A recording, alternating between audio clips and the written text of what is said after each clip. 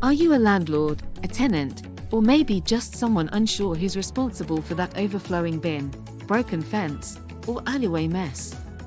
You're not alone. When it comes to property maintenance, fly tipping, or overgrown gardens, knowing who's legally accountable can be confusing. Let's break down the duties between property owners and tenants so you're not the one left holding the fine. In most rental agreements, the tenant is responsible for keeping the property clean, secure, and in a good state of day-to-day living. That usually includes putting the bins out, clearing their rubbish, mowing the lawn, and reporting problems. However, anything structural like the roof, guttering, plumbing, or boundary fences typically falls on the landlord.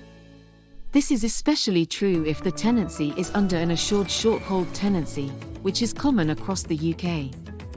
But here's the kicker: if the tenancy agreement is silent or vague on specific responsibilities, both parties can end up at risk of enforcement. This is one of the most common issues councils deal with.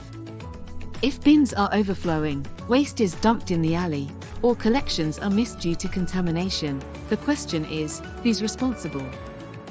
If the waste belongs to the tenant and they've failed to follow the council's bin rules, they can receive a warning, fixed penalty notice, or even face prosecution.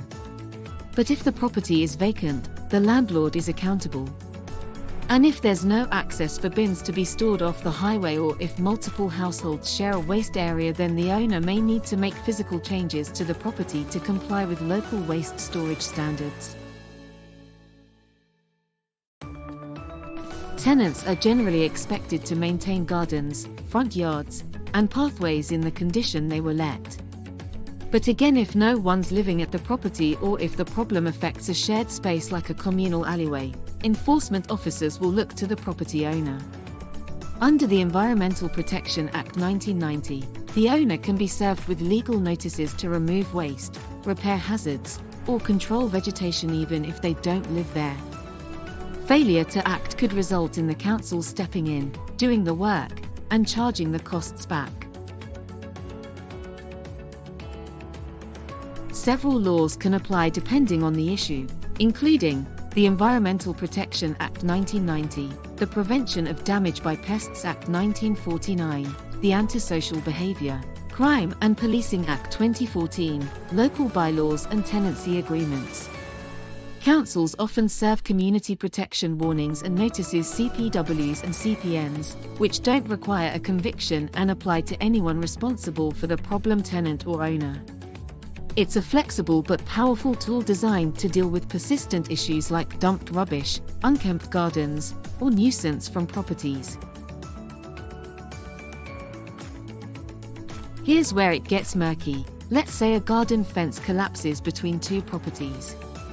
The landlord says it's the neighbor's fault. The neighbor says it's shared. In these cases, we often investigate land registry records and send warnings to both parties until the matter is resolved.